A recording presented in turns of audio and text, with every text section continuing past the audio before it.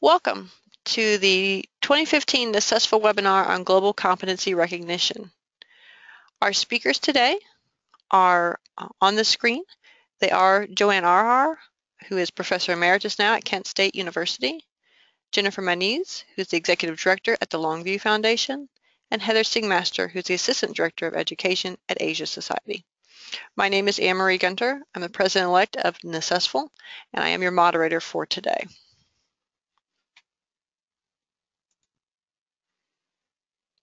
Please take a look at the note on the screen about our webinar agenda.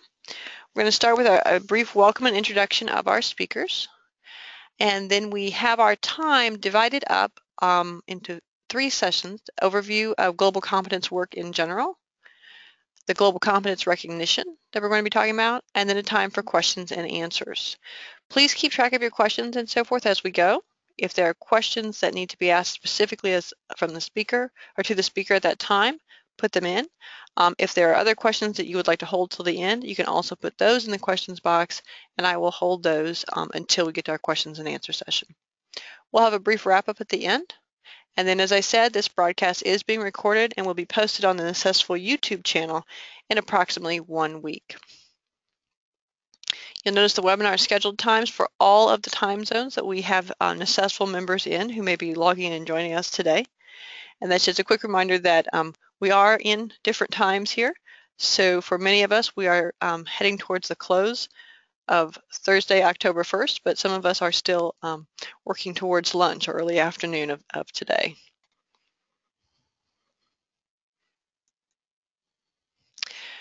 Quick note about your webinar controls. When you logged in, you should have gotten a control panel that looks like the one on the screen. It may have minimized, so if you're looking for it, there are 2 ways to find it. Number 1, you could look for the orange button that has the white arrow on it. If you click on that, it will pop back out instead of just being that one long line under the button. Also, wherever you minimize the things on your screen, if you look towards that bottom, you will often see a blue flower-looking icon. And so if you cannot find your webinar control panel or the broadcast screen because it gets buried under Windows, click on that and it will bring it forward on the screen that you're working on. I would encourage everyone to shut down anything else they've got up on their computer right now. It will help you as a receiver of this broadcast if you do not have extra things that your computer is trying to deal with. So if you've got a Word or document or Excel spreadsheet or something like that up, please shut that down. If you've got email, I would encourage you to log out and shut that window down. You do need to keep the window open where you're accessing the meeting so that you can keep your control panel and so forth, but other things can be closed out so that they don't interfere with your reception of the broadcast. Also on your control panel, there are a couple things there. The grab tab is what we just talked about, the little orange button and that little tab of the things that follow it. Notice on that tab right underneath the orange button is a microphone button, and it is grayed out because, again, everyone is on mute when they come in. We do have a way, if you want to raise your hand, you see the little electronic hand raising system right there. So if you have a specific question or you want something brought to the attention of the moderator or one of the speakers, you can do the hand raising, or you can just put something in the questions box. I am monitoring the questions box as we go. The audio pane is right underneath that and to the side of the orange button, and this is where it shows how you're connected. Almost everyone is on microphone and speakers, and if you have problems, you might want to click over to telephone and back to mic and speakers to reset your audio setup. Finally, the questions pane is there, and that's a place for you to share any unanswered questions with the presenters. And as I said, they'll be shared during the Q&A portion of this broadcast, or if there's something that needs to be answered right away, I can share them as the moderator, and the presenter can answer those for everyone. All right, so before we get our introductions, let's just do a quick test of the audio. If you can hear me broadcasting and you were just listening to those instructions, go ahead and raise your hand electronically. Click on the little raise hand button, and next to your name on the list, I will be able to see that you can hear our broadcast.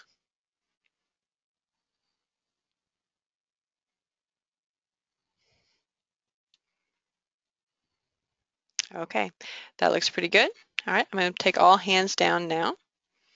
And again, if you have any questions, put them in the question box. If you're having technology problems, you may also put those in the question box, and I will help you try to solve those as we go.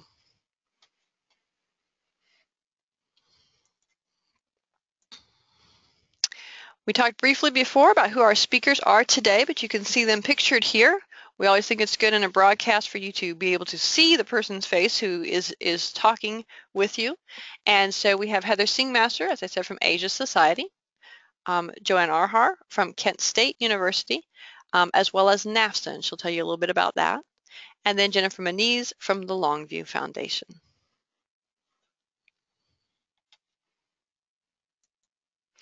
We'll begin today with an overview of global competence work. And Joanne Arhar is the one who's going to be sharing that with us. So I will go ahead and change over to her as the presenter. Please hold for just one moment as we make that switch. And she takes the controls so that she can share her slides with you.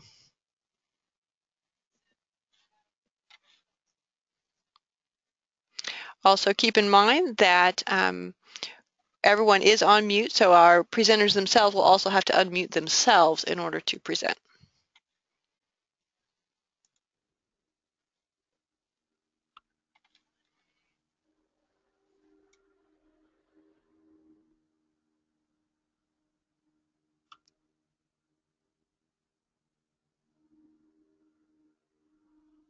Okay, I'm Joanne Arhar, and I'm here to talk to you about a framework for looking at the in-task standards through a global preparation lens. This work was done through NAFSA, the Association of International Educators, with support from the Longview Foundation, and we together developed a global preparation lens for the 10 in-task standards. CCSSO created the Interstate Teacher Assessment and Support Consortium Model Core Teaching Standards, and they provide a well-established set of standards for teachers. Many states have used the in-task standards in developing their own state standards. So as we developed it, you'll see our work was a long process, but you'll see why we chose these standards to work with. The global preparation lens is intended to facilitate opportunities for teacher educators and teachers to recognize and develop globally competent teaching within the in-task framework. It includes the essential knowledge, performances, and critical dispositions for teachers to develop global competence in themselves and their learners.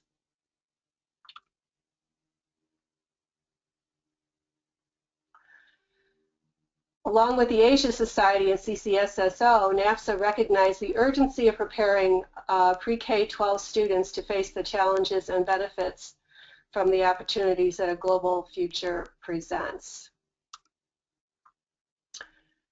So a little bit about the history behind this work. In 2011, CCSSO and the Asia Society produced a book called Educating for Global Competence, Preparing Our Youth to Engage the World. They define global competence as the capacity and disposition to understand and act on issues of global significance. And that definition was very, very important for us as we continued our work. So that was the beginning. In 2012, NAFSA brought together 65 teacher educators from the United States and beyond at its annual colloquium on internationalizing teacher education to draw on their experiences and coursework. They proposed a description of the knowledge, skills, and dispositions that characterize proficient, globally competent teachers. They took that work to a second group of leaders in the internationalization of teacher preparation from allied organizations and teacher education colleges in the U.S., then reviewed and revised the initial list of competencies. They decided to sharpen the focus to be a tool for teacher preparation programs. And then finally, Betty Sapels from NAFSA, myself from Kent State, and Letitia Williams from the University of Maryland worked with CCSSO, who agreed to allow us to integrate the work from the previous two committees to develop a global preparation lens for the in-task standards. It was published in 2015 and can be found on the NAFSA website and Longview website as well. So it went through a lot of different groups to develop these ideas. we decided in the end that rather than creating another set of standards, we would use the existing standards because they are very highly regarded and took a long time to put together and use throughout the United States. We decided to use the InTask standards for our work. So the InTask folks were very happy to have us do the work on their standards. So we, the NAFSA group, began to think too, well, there was the Asia Society definition of global competence, but we wanted to build on theirs. And so we have our definition listed here. It's more specific, and it is focused on teachers and teacher educators. The part that I wanted you to really notice is the last part here. The teacher models socially responsible action and creates opportunities for learners to engage in socially responsible action. And that's really what we latched onto as an idea. We thought that that was very important because you can really talk about all the knowledge, skills, and dispositions that a teacher should have, but unless they can bring it to action, we felt that the work wasn't really done. Now you are able to download the actual global lens based on the InTask standards. The website is here, and you can create it by going to the download right there, which I am not going to do, but you can get a complete copy.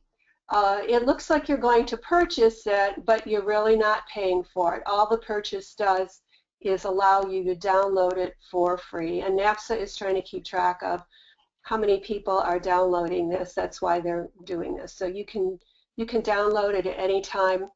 But this page here that you're seeing on the screen right now is part of what NAFSA has on their web page. So you can see a little bit about how to use the global preparation lens and just the beginning work that was done there. And just so everyone knows, the link, the URL that you saw on that last slide is now also in the chat box. So if you want to click on that and go directly to that sometime soon here, you could download a copy of that document. Okay. So I just wanted to give you an example of what it looks like. So there are 4 standards that are probably fairly familiar to you. The first standard, the first category has to do with learner and learning, and there are 3 standards within that: learner development, learning differences, and learning environments. The second broad area is content knowledge. One standard has to do with content knowledge, and the other has to do with application of content. The fourth broad area is instructional practice. Standard 6 has to do with assessment. Standard 7, planning for instruction. Standard 8, instructional strategies. And finally, the last broad category is professional responsibility. Standard 9 is professional learning and ethical practice, and Standard 10 is leadership and collaboration. So that was the framework that we worked with. And you'll see on the screen what we did, what the NAFSA group did was we took those standards, and then to illustrate, to highlight the standards that had something to do with what we consider to be global competence, we have this little world. I thought it was kind of cute right there. And then also things that are highlighted in blue are things that we added. So we adapted the InTask standards for our work. So here's an example of one of the standards. And you'll notice, I'm sure you're all interested in linguistic skills, so that's included in this one. And then along with each of the standards, there are performances. And again, you can see the icon that indicates to the reader that this has to do with with global competence. And it has words highlighted in blue that we added. And each standard has essential knowledge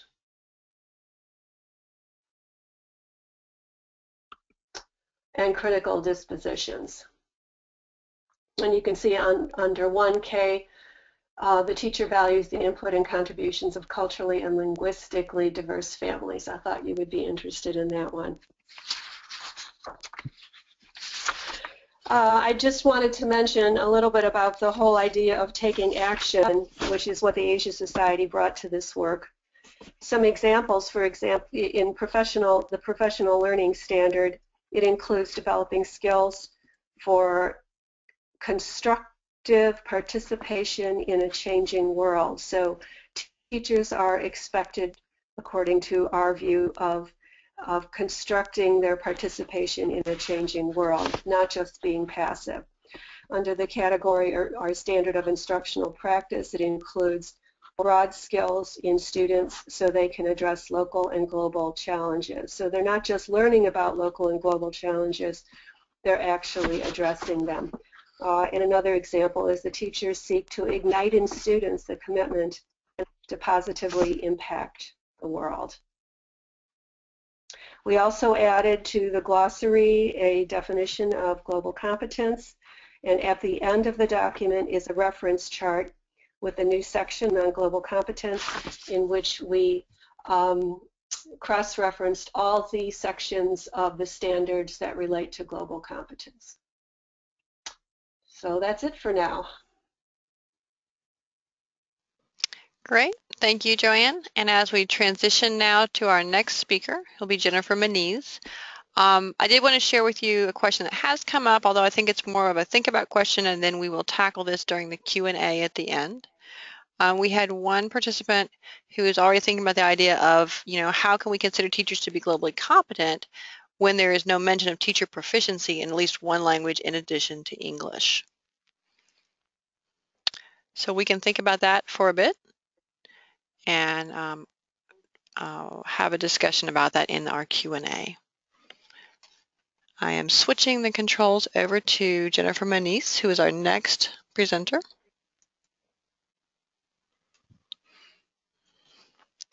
We'll pause here for a moment. If there are additional questions anyone has on their mind at this time, now would be a good time to put them in the question box.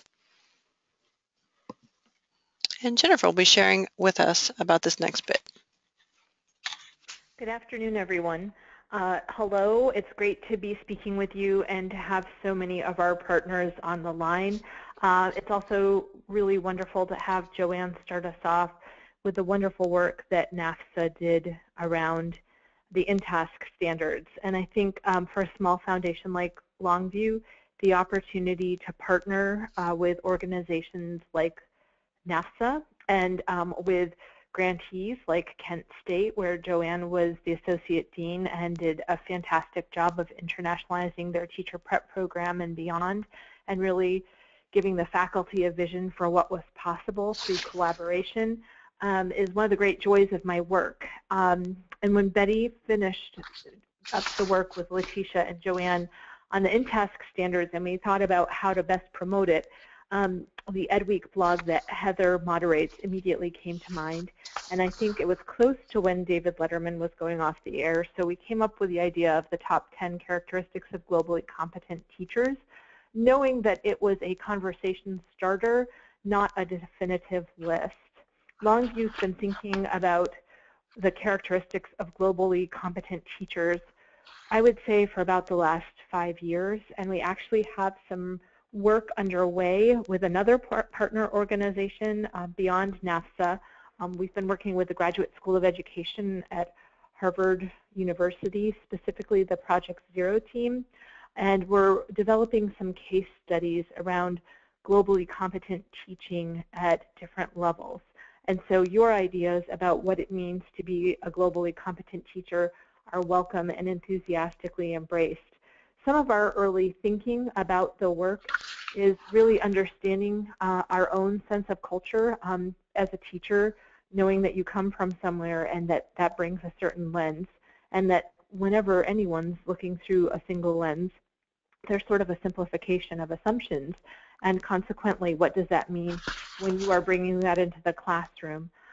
So what we think when we see really great globally competent teaching is teachers are able to create places where students can really dig deeper and confront their preconceived notions about culture and big ideas and big challenges that the world is facing. Those teachers also use a lot of real-life global examples in their classrooms. There's a school in California, in Carlsbad, Jefferson Elementary, that had their first graders look at the plastic gyre out in the Pacific and what could they do and how could they take action. And so the kids did a beach trash project and actually created a mural.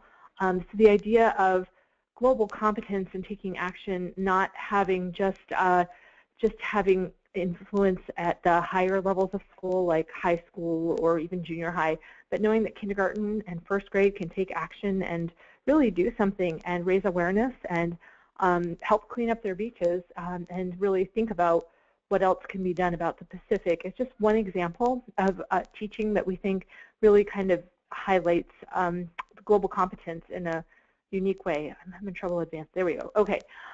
We also want teachers that are modeling social responsibility both locally and globally and able to make those connections, and that they can also help learners find appropriate actions to improve local and global conditions, kind of like that beach example, and that they're able to advocate for the importance of global education and social responsibility in their local settings and their national settings. I think some of the most powerful meetings I've had with boards of education are the ones where the students are explaining how important global is to them. But again, this is a top 10 list and it's not definitive, and there's still a ton of work to be done around what it means to be not just a great teacher, but a great globally competent teacher. And we really welcome your feedback as we consider these objectives. So this is NAFSA's list, and the blog is still up, and you are welcome to comment back to NAFSA on these top 10. And if you have additional ideas, you're also welcome to email me directly. So we've talked a little bit about what we've been thinking about for teachers, and at the same time, the field has been progressing as well around what global competence looks like for students and how students can actually earn some sort of diploma identifying them as globally competent. And this is tricky business, you know, because I don't think that, for me, the research is still fairly young, and we're figuring out a lot as we continue to go on about what global competence looks like. And, you know, I don't know that there's a definitive set of what it means to be globally competent, because in my mind, for the rest of my life, I'm still aspiring towards that. I don't think I will ever be completely globally competent. So I struggle a little bit with the terminology, but that hasn't stopped states from moving forward. And about 4 years ago, and Gerhard, you can correct me if that's not correct, but Wisconsin started thinking about the idea of a distinction, a diploma for kids that would mirror a specific range of study that would show that they were really thinking about global issues. And at the same time, Ohio started to think about what they could do. A small 10-district subset around Columbus started to think about it specifically first. And so Longview actually funded the Ohio pilot, where they put together a diploma program where kids could get a global distinction after doing some coursework and also doing a capstone project. And they've actually even added an online course, and so completion of the course sort of adds towards their distinction. So Gerhard started talking to a bunch of different states, actually, and he and Heather and I are often on the phone, well, not often on the phone, but regularly on the phone, as we are with many of you. And he mentioned that he was talking to several folks and that there seemed to be a lot of interest around global certificates and distinctions. And the more we talked, we thought perhaps it was an opportunity for states to get together. So this past June, we gathered 13 states in Chicago. We tried to meet in the middle and make it easy for folks to get to.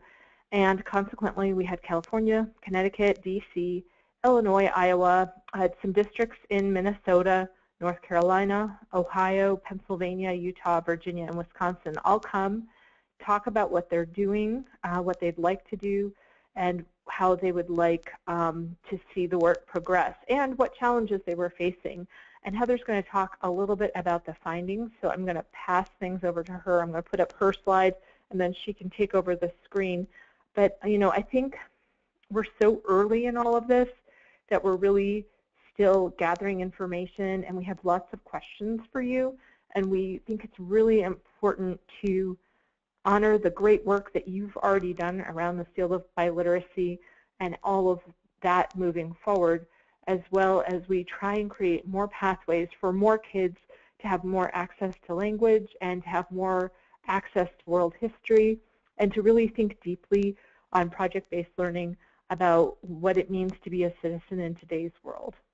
So with that, I'm going to pass things over to Heather, and I'm happy to take questions when we get to the question time. And thanks so much for hosting this webinar, Anne-Marie, and thanks so much for asking us, Ms. Espel. We're really delighted to be here and to be having this conversation with all of you.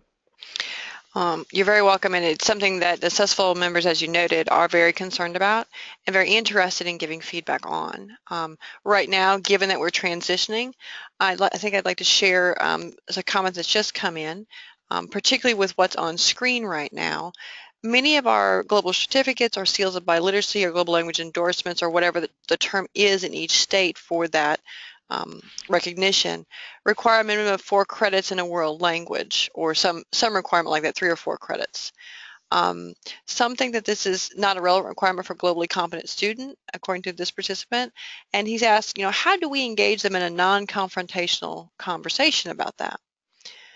He goes on to say the challenge is often that even proponents of global education do not speak other languages and may feel defensive. How do we respond?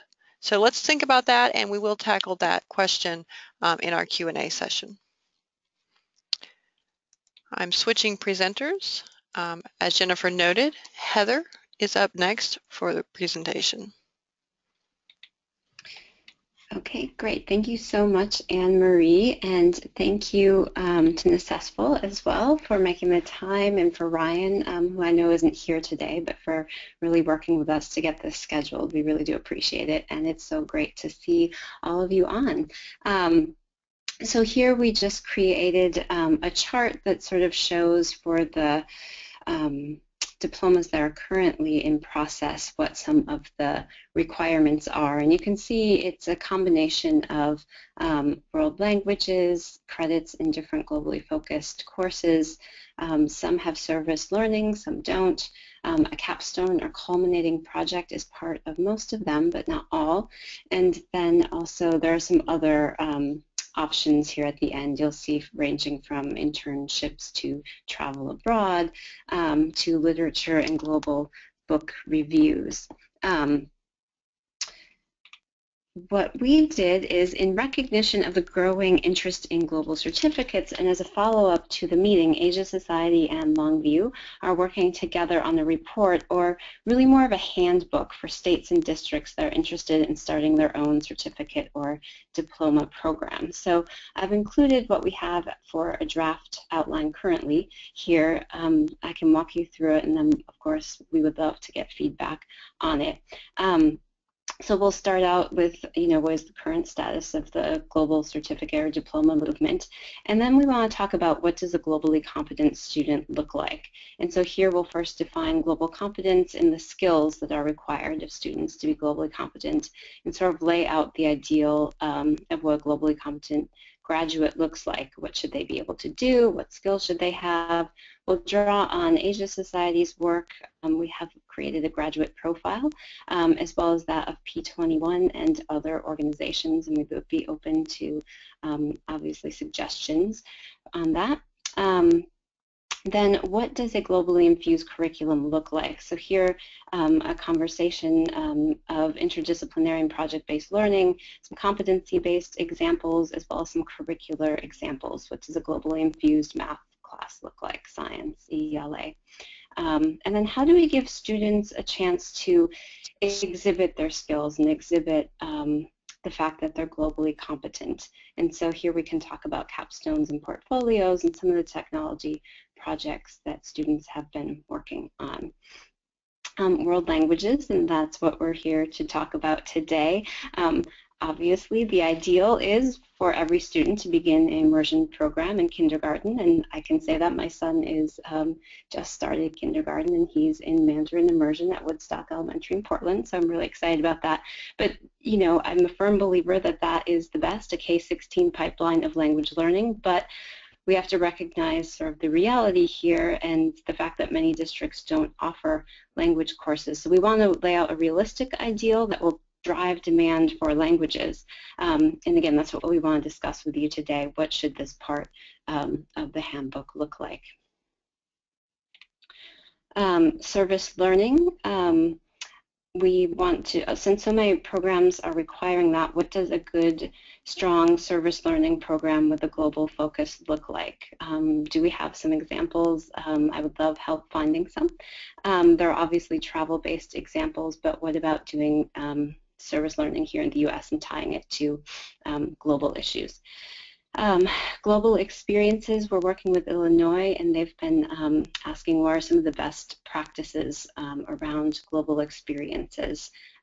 These could be travel, but what about domestic projects here in the U.S.? And again, we want to sort of set a high bar for that and not just say Skyping with a friend in another country counts, but what are real global experiences that they can do and some best practices around that. Alternative models. You probably are all aware of the district and school designations that North Carolina is doing, so we'd like to talk about those as well. And then professional development, because that, of course, is really important for any of these programs. We have to have the teachers able to participate and be able to teach this. So we heard from, at the meeting, someone who's doing micro-credentialing and badging, so that would be one piece we could put in here, but also some district-wide models and some resources as well. So then we would like to have a section on how do you get started, what are some tools and resources. We've created some tools with the state's network on international education already that we can include here. So we will build that section out, some talking points as well, and we are open to suggestions on that. And then higher education involvement, that's something we sort of started talking about at the meeting, but we didn't get very far in our discussion. But how can we make this higher on the radar of higher education and get them to recognize these diplomas as students apply for higher ed? So our timeline, we met in June in Chicago. Our next meeting will be in Philadelphia on October 15th before the Global Education Forum, and you are all invited to attend and give feedback there as well. We'll be talking again about this outline and the draft and the next steps. Then we hope to finalize the report draft and get more feedback in January, February, and hopefully to finalize and publish in the spring. So Jennifer and I were sort of thinking through and what are some of the questions we have for you, but we know that you have a lot of questions for us as well. But so here are some, how are you addressing the challenge of competency versus seat time, because that's obviously a big conversation. What do districts and schools do if there's no access to language courses? What can we, you know, for the students who really want to get these diplomas, but they don't have access to it, what can we recommend for them? And then the seal of biliteracy, how do we support it as we move forward in this work? Because that's very important to us as well.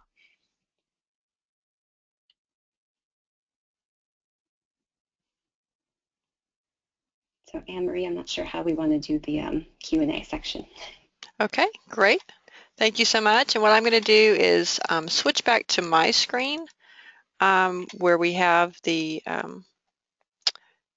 Q&A slide up. Give me just a moment as we switch over. All right. All right. So with questions, as always, you can put those in the questions pane that is highlighted here on the screen. And just so you know, and kind of as a reminder of some of our earlier questions that were posed, as well as some that have come in recently, we do have some people already wondering, as we know, about the world language proficiency component of this. I know that's a question you asked. And so we have several people making comments about that. For example, Ruta in South Carolina has noted that we might want to consider replacing seat time, where we say 4 years of a world language or 3 years or whatnot, with a proficiency level specifically. Also, as I'm looking back through the questions, again, we have people wanting to know, why is there no mention of teacher proficiency in at least one language in addition to English, as well as the student proficiency? And getting back to Gerhard's question, he has known that Wisconsin's global certificate requires a minimum of 4 credits in a world language. Something that's not a relevant requirement for a globally competent student, and he wants to know, how do we engage them in non-confrontational conversation? And the challenge is often that proponents of global education don't speak another language themselves and they feel defensive. So how do we respond to that? And he has noted that his website has some information about that, www.globalwisconsin.org, and I will put that in our chat box so that you can easily go to that if you would like to take a look at some of the materials that are posted there.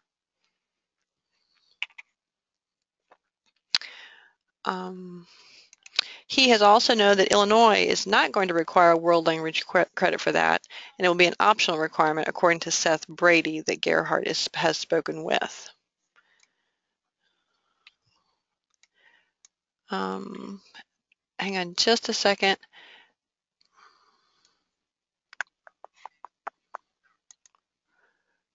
Let's see. Elizabeth Webb is on the line today from Georgia, and she was a member of the EdSteps Global Competence Task Force that worked on the publication Preparing Our Youth to Engage the World. And she says that was a good publication, but she always felt that it did not adequately address the role of proficiency in at least one language other than English. And so we're getting some questions about that. I think one of the best things we could do right now is to go ahead and let some of our members speak by unmuting them. So I am going to call first, I think, on Gerhard, because he's put a lot of information in here. And I'm going to unmute him so he will have control of his audio. And he can just talk about some of the things he's been posting in the question box that we've been thinking about. Gerhard, you are unmuted. Oh, okay, can you hear me? Hello? Yes, we can hear you. Oh, okay, good. I'm not sure what you would like me to comment on, but I mean, first, Ruta, your comment, could we have proficiency requirements for all of this? That'd be great. I wish we had that in Wisconsin. Just, as Heather was talking about realistic expectations, right now that is not an option here in Wisconsin. So we go with seat time, knowing full well that not each student that collects 4 credits in a foreign language will be at the same proficiency level. The question whether or not a world language requirement is central to the global global certificate that we have, I often don't engage in that conversation anymore because I do not know how to respond in a respectful and non-offensive manner. Again, my experience is that most educators that I speak to will agree that speaking other languages is important, but they themselves do not speak another language and therefore often don't have the experience that I think is often necessary to understand the dimension of a world language education and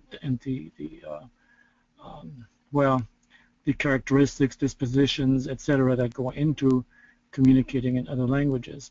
So I struggle with engaging others, quote unquote, in that conversation, and often say, look, I mean, I'm not going to engage at this point. Just look around the world, and it seems that the United States is one of the very, very few countries who don't think learning other languages is important. Now, that in itself might be offensive, but again, if I would appreciate help with that communication strategy. Yeah, and along those lines, indeed, I mean, Seth Brady has done a yeoman's job in Illinois. He is in a school district, as Heather and Jennifer know, and maybe others, and has moved the state along his vision of global competency. He proposed including world languages in the requirement, but was told he cannot do that, and it would be an option for districts to decide on. So that's where it is. I think the definition, as Jennifer pointed out, of global competence is perhaps not perfect. Nobody is completely globally competent. We're all striving toward various level of perfection of imperfection, but I like using one definition and one set of one language when we talk about this, rather than introducing other terms. I'm quite grateful for having kind of a normed language and normed terms that we can use in the conversation.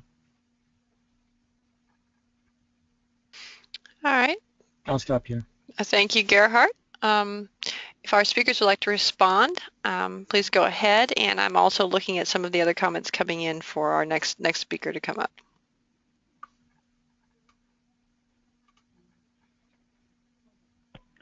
I'll take the first stab. This is Jennifer. And Gerhard, thank you for those comments. I struggle with the language requirement and know that Seth got shut down, and really from my understanding it was because of accessibility, and by requiring 4 years of a language that would completely exclude some districts where languages weren't offered. And I would love to see the accessibility issue resolved, but my fear is that we would lose the opportunity for them to study languages and to pursue coursework and service projects and really be interested in this stuff, and have that totally turned off if there was a requirement that the district couldn't meet. And so I think there's a bigger issue that we all need to come together on the same side around making languages more accessible in high school and not having them fall on the budgetary chopping block, but at the same time we don't want to see global competence fall on the budgetary chopping block. And some language requirement is ideal, and also, I mean, I just want more kids to be able to study more languages as a part of this, and more kids to be able to pursue fields of biliteracy where that's appropriate. So I think we're on the same side with all of this, but I also am happy to see Seth's work move forward, knowing that more kids may have an opportunity to pursue some language study as a part of this versus holding fast to that 4 years and having lots and lots of districts excluded as a result. I'm happy to have my other panelists answer. I'll go ahead and mute myself.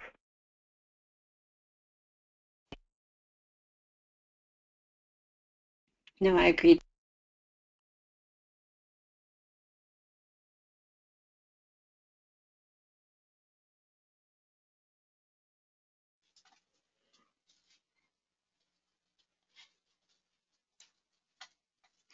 Regarding this question of access, there have been several other comments here in the questions box.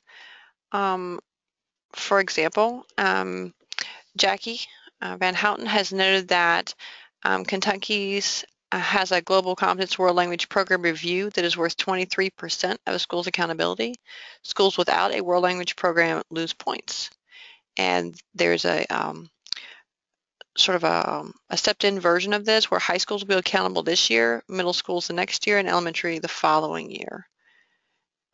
She also notes that in the seat time versus competency question, the University of Kentucky and Western Kentucky State University now require a competency of novice high for admission, and that can be established by things like external vendor exams like Stamp and Apple.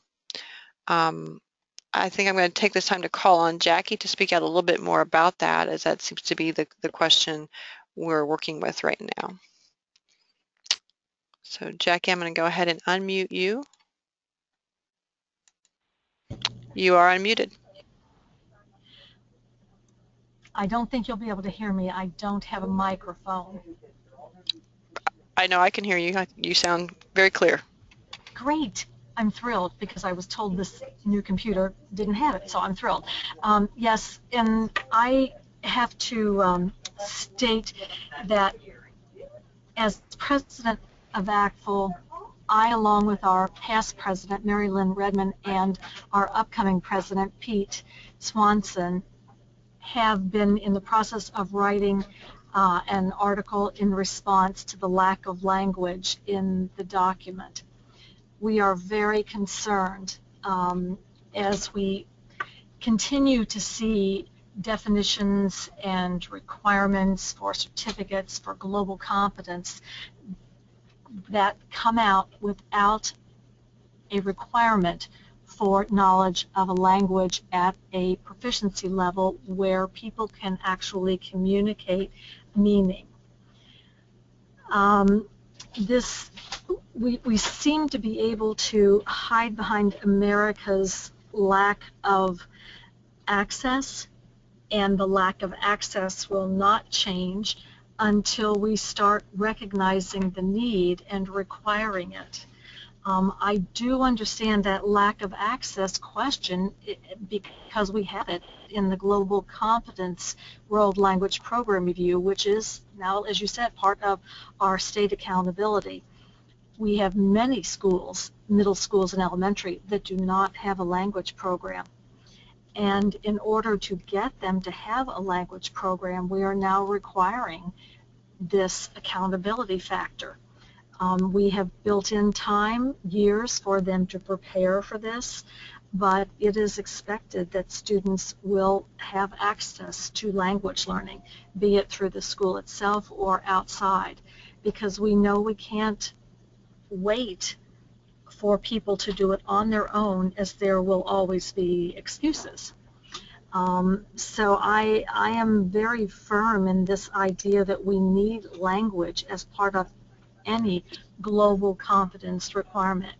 I went to the WISE conference last year with Mary Lynn Redmond, which is an international studies conference, and it was mainly university people, people who are from international study abroad programs, and there was, I have to say, a great lack of awareness of the need for language.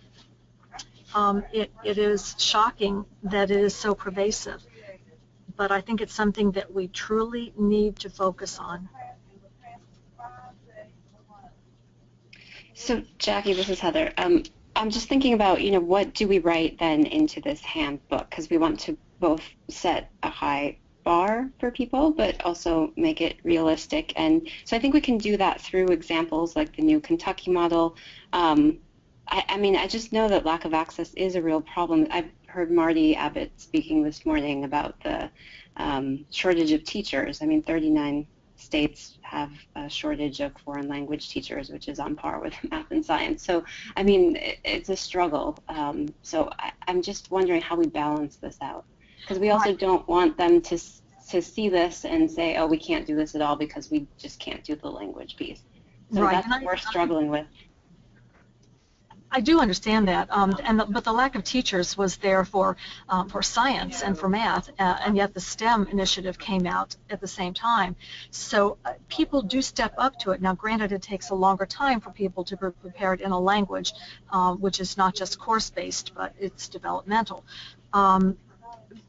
But in something like this, the language should state that this is a required part of global competence, but there will perhaps be levels of global competence. And global competence without a language is still valued, but it's not as valued as global competence with that language skill. That would be my suggestion. And we have participants all coming up with very similar suggestions and even some ideas. Elizabeth Webb has made several notes about maybe perhaps introducing a continuum in which reaching the highest level of global competence depends on being competent in at least one language other than English. She agrees about not being exclusive, but we should also encourage and reward districts that have invested in making 4+ years available. Another person, Jay Kettner from Maine, has noted that we might also consider the fact that designating proficiency level for the language other than English rather than seat time or something like that is the reality and challenges goes with it the reality and challenge that learners acquire language and move through the proficiency spectrum at different rates depending on the mode of communication. And so he says, so realistically, there might be 3 different articulations of a desired level of proficiency, each corresponding to the 3 modes. We might want to think about how that would impact things. I'm going to go ahead and unmute both Elizabeth and Jay so they can share with us a little bit more about that in our discussion.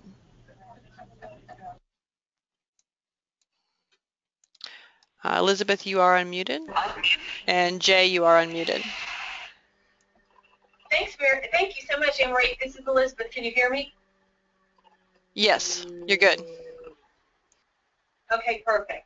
I didn't expect to speak on the webinar, but I saw the topic, and because I had served on the task force, I wanted to be a participant. I just feel strongly that if we do not get ahead of this issue now, that we are going to allow this train to leave the station missing some key components. And I really do believe it's time for us all to kind of come together and find, as Gerhard said, a non-confrontational but and inclusive way to say, yes, you can be globally competent and to a certain degree with lots of competencies. And yes, if I look on the Asia Society's webpage, I see all these different ways to be globally competent in math and science and English language arts, etc. But I will tell you, I really do believe that we should define that to reach the highest level of global competence, folks should aspire to develop proficiency in at least one world language other than their home language. And I do believe if we frame it in that way and we're cordial, that we can move forward. So I would truly advocate that we all work together with that in mind, because I think right now it's been so awkward and we've been so worried about confronting people about it that there's a gaping hole, and the emperor has no clothes. There's an elephant in the room. We need to address that. So thanks for the opportunity to speak. Can I just clarify one thing, Elizabeth? I just want to make sure that on the Asia Society site, as part of our definition, we definitely say students should be able to converse and competent in a second language, in a language other than English. And that's part of the book that Tony and Veronica wrote. And then we've gone through and done a whole set of outcomes for rubrics, outcomes, and I can statements based off of the EdSteps. It's sort of the next iteration of that EdSteps matrix, but for for the main curricular areas, including world languages and global leadership, and so we include languages in all of that as well. So I just want to be clear that we are on the same page in that requiring or being globally competent does require speaking a second language. Absolutely, absolutely. But again, you know, we talk so much about everything else that's also a global skill too, that I think it risks getting lost in the forest of, you know, everything that's okay. And Jay, would you like to jump in here and share your thoughts? Yeah, hi, can you hear me? Yes. Yeah, just one thing about the cultural understanding piece that I'm thinking about the definition of globally competent teachers. I think it's important to remember that cultural understanding should not mean respect, simple respect for other cultures. It should mean cultural understanding. And to really attain that, one has to study a language and truly get at those key components that make cultures different. And it's deeply abstract sorts of things like relationship or understanding of time, what family means, things like that, not music and food. What I would also say regarding global competence, it was brought up earlier about not wanting certain programs to be on the chopping block. In my mind, global competence forces greater integration and supports all of the programs that would be involved in that course of study so that these content areas support each other directly rather than compete with each other, which I think benefits all when in times of tight budgets and whatnot. As to my comment regarding learners acquiring proficiency in the 3 modes at different rates, that's definitely been a challenge for us in Maine because we have a proficiency-based diploma now that states that students have to demonstrate proficiency in content areas rather than seat time. However, our state standards are written uniformly in all 3 modes of communication into the intermediate low, intermediate mid range for the 12th grade level, and that also assumes K through 12 articulated sequential instruction, which very few of our students get. So that's a really tricky thing in making that acquisition and that performance at certain proficiency levels uniform for our students and getting them where we want them to be when there's not just a lack of programming, and that's something we all face, but the reality that they perform differently in the 3 different modes of communication.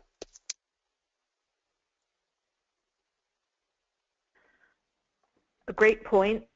This is Jennifer. I'd just like to respond that it's also possible for kids to be completely fluent in a language and not be globally competent. So I think the inverse is true of your initial hypothesis as well. Okay, and we have some additional comments coming in. Gerhard has chimed back in talking about the access being a challenge. And in his state of Wisconsin, one goal of the Wisconsin certificate is to change school culture. And if they do not offer the coursework needed, they will not be able to offer the certificate. And he says, let parents and students push for offering world language education. Michelle Aoki in Washington also notes that she's interested in having students pursue a global competence certificate at the International School in Seattle and encouraging them to get a seal of biliteracy that speaks to both things, both options for students on global competence and language proficiency in order to empower them. So I'm going to unmute Michelle here for a moment if she'd like to share some additional thoughts along those lines. Michelle, you are unmuted.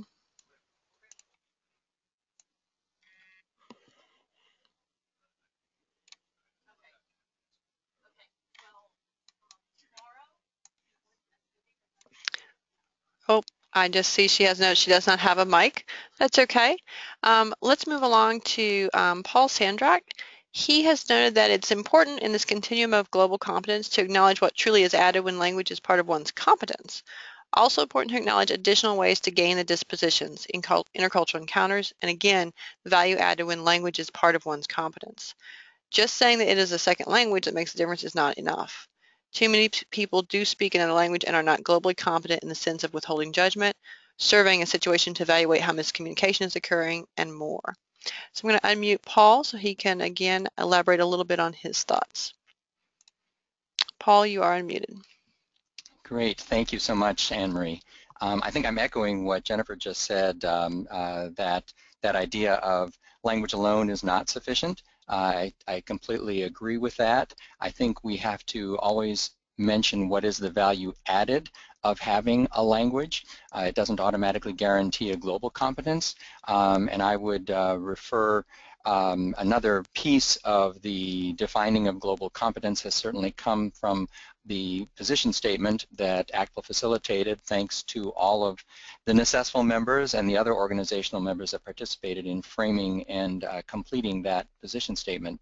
What I keep coming back to is that idea of, can I learn through a language better to withhold judgment, to look for cues for miscommunication, to survey my surroundings and know how to adapt to a situation?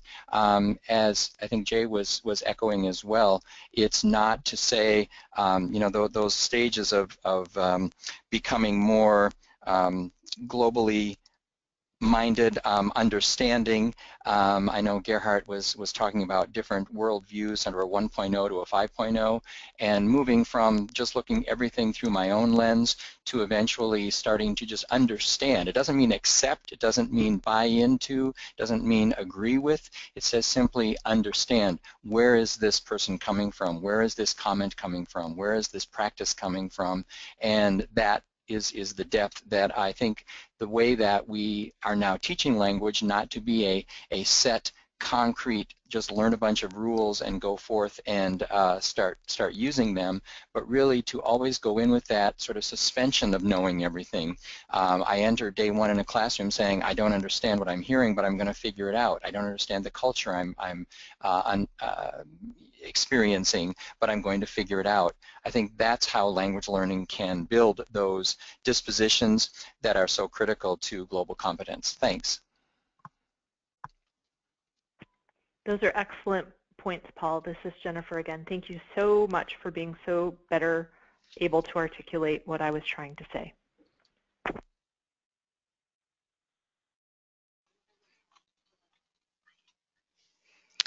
A couple of other comments coming in. Michelle, again from Washington, says she supports, linking language proficiency to global competence as long as it's not tied to seat time in world language class, and it includes all languages, not just the 2 to 5 or so that get taught in our schools. And that's another question of access, particularly for our less commonly taught languages, that has another dimension to the conversation. Who has some thoughts on that they would like to share? And you can go ahead and raise your hand if you want, and I can unmute you, or you can put a comment in the question box.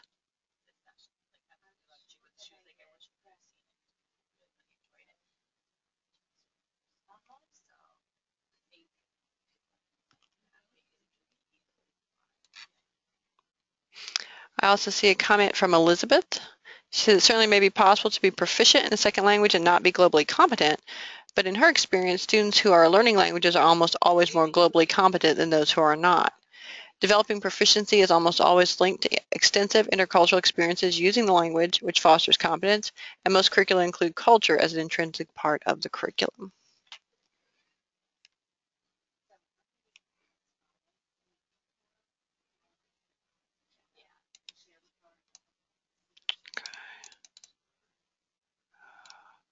I see that Nancy has her hand raised.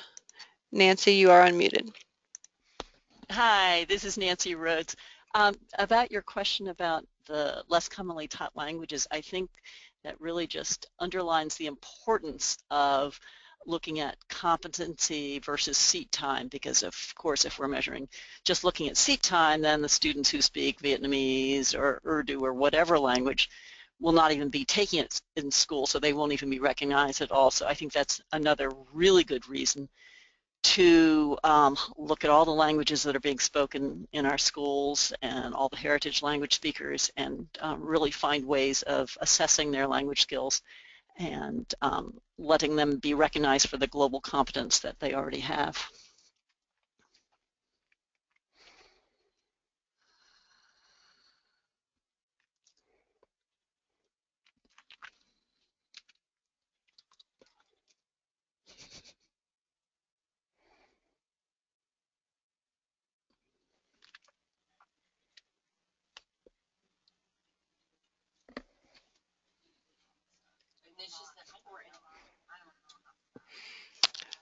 All right, Lisa Harris from Virginia has shared several comments along the way here.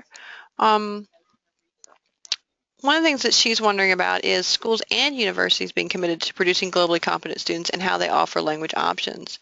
We've been mostly focused on K-12 and some access issues and other things, but let's talk about that transition between K-12 and higher education, and what the expectations are for global competence across the board. I'm going to go ahead and unmute Lisa if she'd like to share some additional information. Lisa, you are unmuted.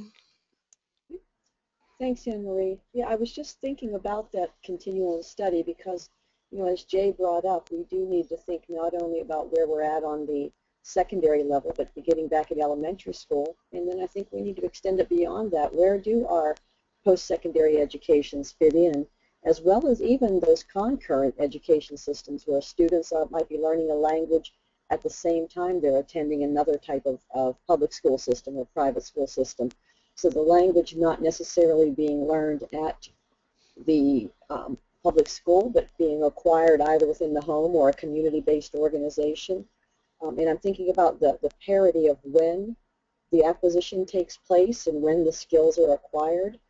And the other main thing that came to my mind as I was typing those questions that I did is that we've often seen language put off to the side because of where it's held in the general regard by the American population, but we should really be considering the access to teachers. We should be considering, is this indeed an indicator of global competence? And if it is, then we overcome the barriers, but we shouldn't let the barriers be what determines whether it's a global competence indicator.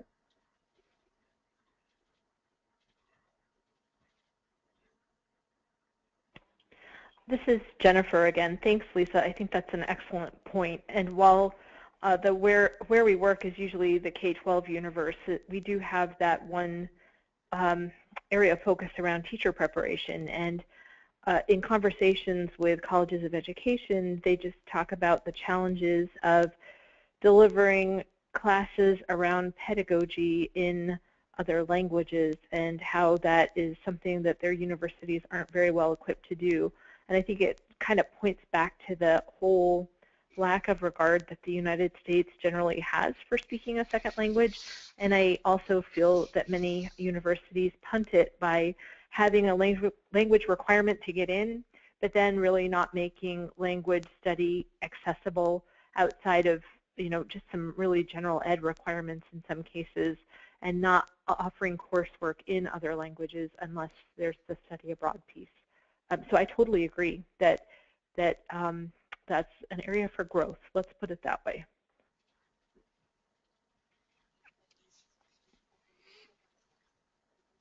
All right, we're getting a lot of comments in the questions box about people making excellent points on these issues and on these questions.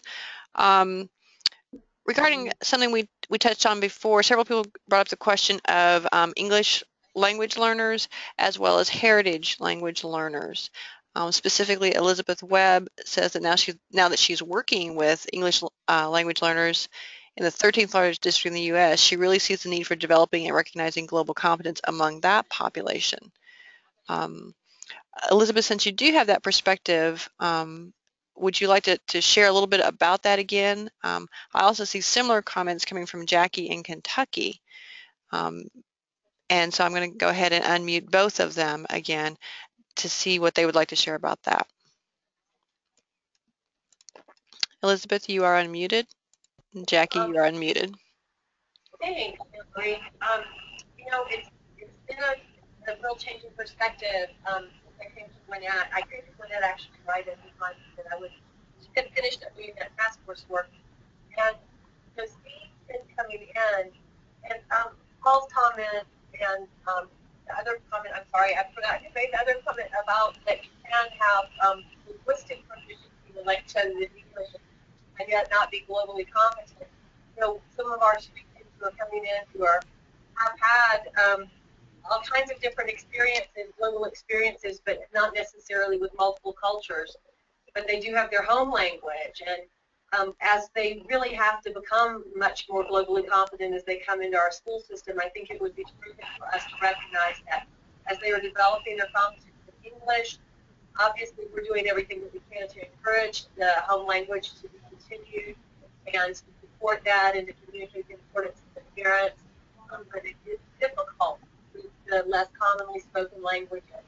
So everything that we can do to message that to parents and to provide any recognition for that, that helps schools also maybe have some extrinsic motivation for supporting the kids in doing that. I really see that as work that not only affects global competence, kids can maintaining linguistic competence, but also at the very heart of the matter, socio and emotional health for these kids. And that if they don't value and maintain and keep the cultural connections through their home language, that they lose so much. They lose so much. Thanks for the opportunity to speak. And this is Jackie, and I'd like to add to that that it's not only a great help for those learners, but it's a great help to the teachers, ESL teachers and teachers in the classroom, to have studied another language before and experienced learning language, experienced the cultural factors involved with it when they deal with their English language learners in class, so they could have an informed empathy and understanding for their students. Nickel Tickle currently is really actively promoting and seeking ways to increase the opportunity for less commonly taught languages to be offered in K-12 settings. And as that begins to grow, we also need to recognize when students learn languages outside of the classroom through the competency-based or standards-based approach of evaluating so that they receive credit for their learning outside. That's another key issue too with the heritage language learners, that they receive credit for their language. that their proficiency be enhanced if they come without all the literacy skills, but then they be recognized for their language learning and the heritage language as well as their second language learning of English. So both of those play into any type of recognition through a certificate, I would hope.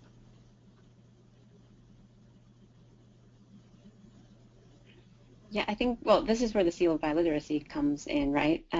In a lot of, I know that was discussion in Illinois, was if they could have the seal of biliteracy sort of count instead of the 4 required classes or whatever. Of course, now the legislation told them they can't have any kind of language requirement, but I know that states are looking at that, and states with the seal want to include that.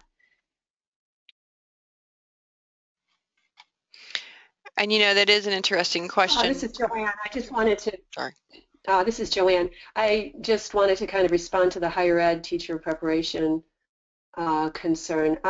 We at Kent State, and I know at other universities, they've talked about having for undergraduates, initial teacher prep, a certificate that a student could earn and through getting showing proficiency in a second language and study abroad, etc. There would be a variety of things that a student could do to demonstrate that. We were never able to get it off the ground for a variety of reasons, but the question I have for all of you is, would it make a difference in hiring a teacher if they had such a certificate?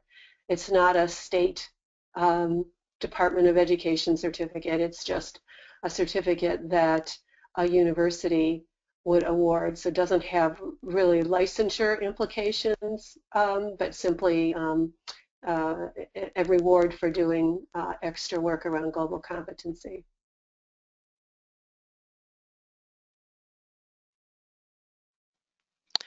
If anyone's interested in responding to that, just raise your hand. I see Elizabeth's hand. I'm going to unmute you, Elizabeth. Go ahead. I'm thinking about that question really hard, Joanne, and I know in our district we are so big, and I think that certificates that are not licensure would have an impact in the interview process. I think that if the candidates can articulate and talk about their experiences, I think that would be very impressive to our principals. Our principals are looking very hard for teachers who can reach diverse learners, linguistically and culturally diverse learners, and teach them competently. So I think that could be powerful. I am a little, I'm in thinking about the process of getting to that point. I think that it is going to be helpful if they come in with some kind of certification from the state where they were educated that is in ESL or ESOL to go along with that. That is the thing that our principals are desperately looking for right now in terms of building capacity. But it would certainly not hurt, and especially they would see teachers who already had that studies as having the motivation and the skills to reach those learners, and who could perhaps add the other certification later if they didn't have it. So that's just a Georgia-specific perspective, but we do have about 165,000 kids, you know, here that, and about 45% of them speak a language other than English.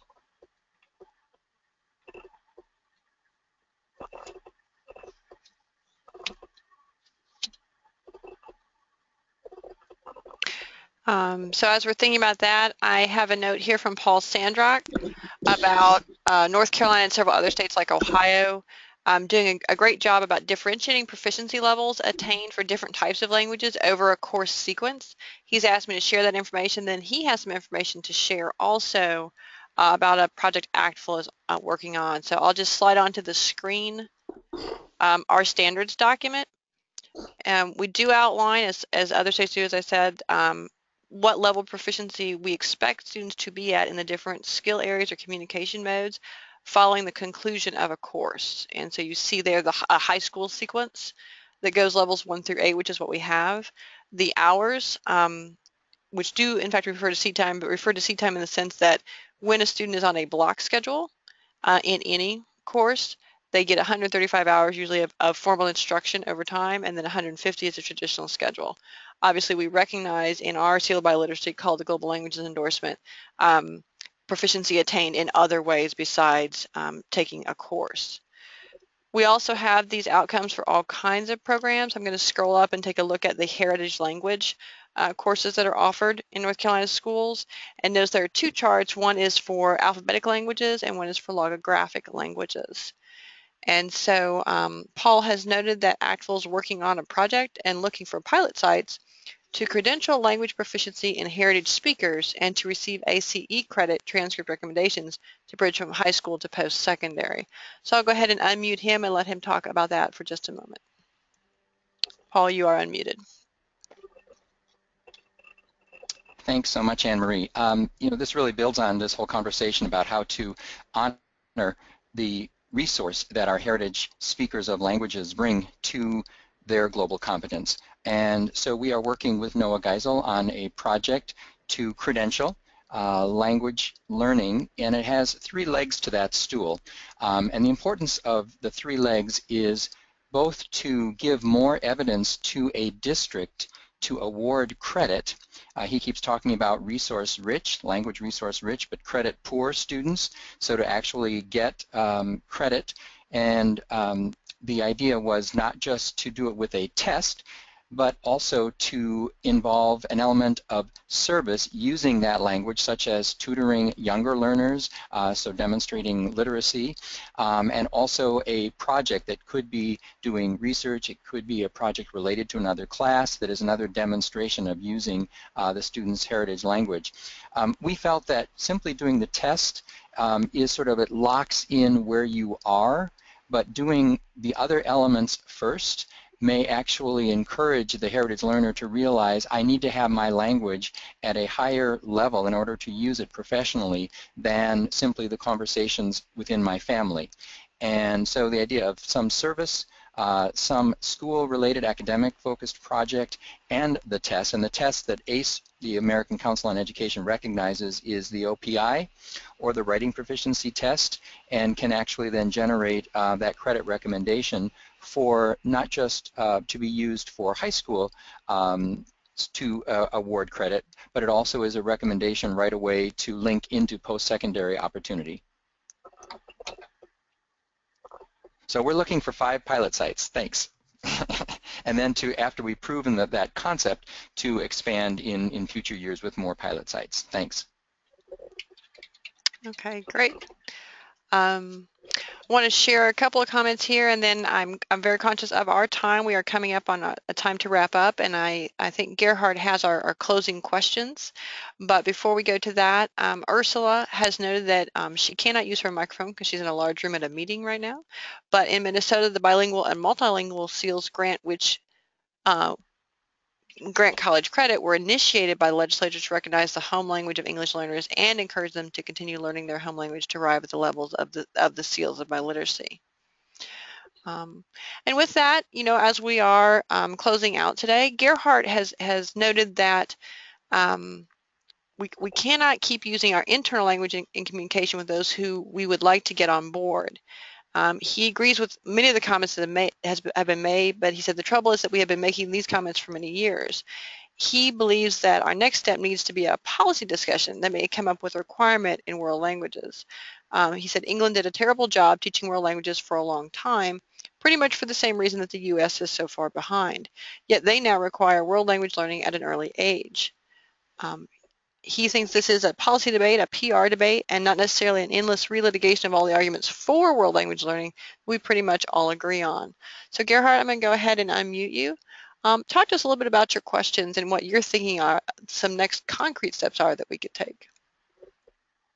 You are unmuted. Well, you're catching me flat-footed here. I never have answers, I have questions. Look, as we all know, the process that we go through when we learn another language is a lengthy, I mean, some people said it's developmental. It's not like learning an algebra, learning algebra. It's a little different. It takes a while, and that's just because language learning takes more than just following the rules and regulations of grammar, and others have said that.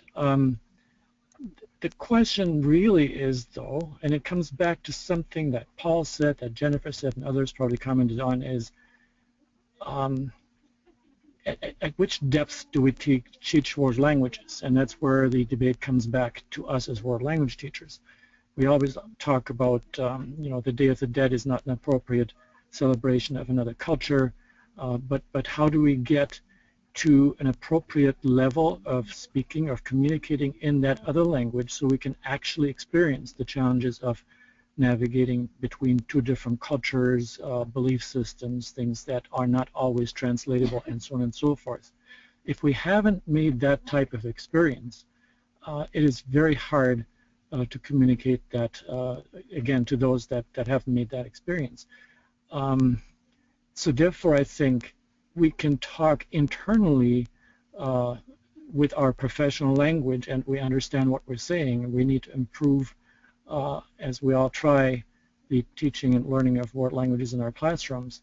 But when we talk with others, with stakeholders, I think we need a simplified language and just pretty much engage people in a PR debate that I cannot develop because I'm not the right person to do so. But how do we change the image of teaching and learning world languages?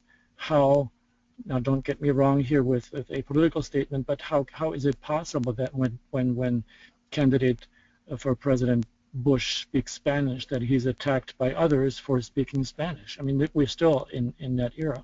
So something needs to be done at a level outside our professional conversation that then prepares the field for us to keep moving.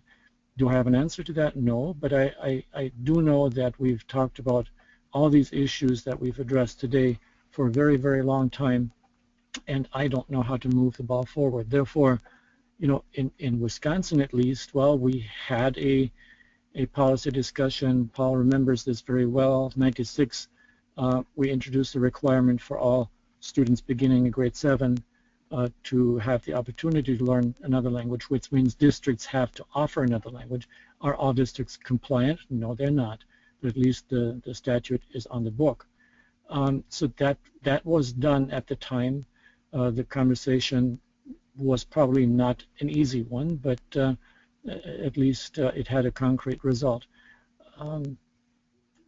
As far as our certificate is concerned, the questions that I get very often when schools propose their array of courses, we get to the performing arts, we get to music, we get to art, we get to nutritional science classes.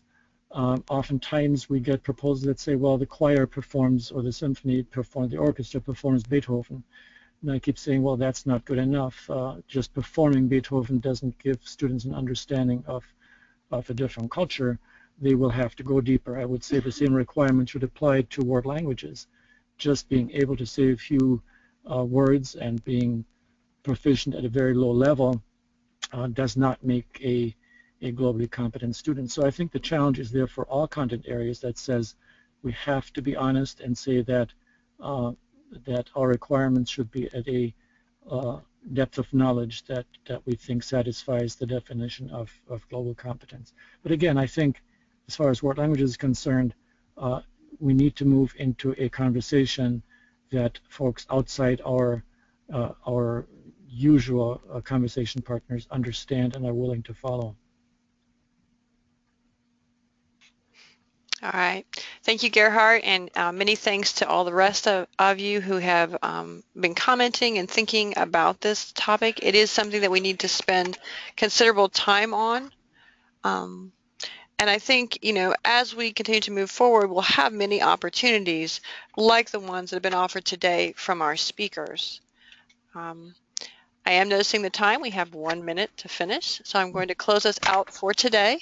Many thanks to our speakers, Heather Singmaster of Asia Society, Joanne Arhar of Kent State in her work with NAFSA, and Jennifer Maniz of the Longview Foundation. Before we totally close out, I have a few housekeeping things I'd like to remind everyone of. Number one, this webinar is being recorded, and the archived recording will be posted on our Necessful YouTube channel within about 1 week of the broadcast. Number two, in addition to the archive of the recording, I will also post the PowerPoint slides in both PowerPoint format as well as PDF if you're trying to access them, for example, on a smart device. And also I will post the questions and comments that have been shared. There's a way for us to download that information so that you can take a look at what was said. Some of you have some folks cheering you on in your comments, so it's always good to see that as well. But you'll have a chance to look at that and reflect on that as we continue our conversation about global competence. One other quick housekeeping note before we close out. We were able to use a GoToWebinar space today that provided many more slots than just those to accommodate our Necessful membership, even if all Necessful members had been able to register and be with us this afternoon. So we have about 3 guests with us today who are not Necessful members at this time, but are associated with our work through ActFlow as well as other organizations. Lisa Harris, our treasurer of Necessful, is keeping track of our attendance today, and she wants to make sure she knows where everyone's from. So for those 3 folks who have joined us for this conversation, please put in the comments box your organization, your school or university that you're associated with so that Lisa can have that information for her records. Other than that, like Elizabeth and several others are commenting, big thanks to everyone. This is important work, and we will look forward to the conversation as it continues. Thanks so much, Anne-Marie. All right, you're very welcome. And thank you for joining the Necessful group and sharing on such an important topic, all 3 of you for sharing on that. Thanks, Anne-Marie, and we look forward to further conversations with all of you. Great.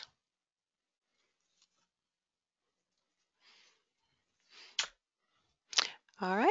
Well, if that's all for today, I see a lot of folks exiting. Please have a very safe Thursday afternoon or evening, depending on what time it is where you're at, and a great weekend. We will close out the recording right now, and but we will stay on if there are additional questions.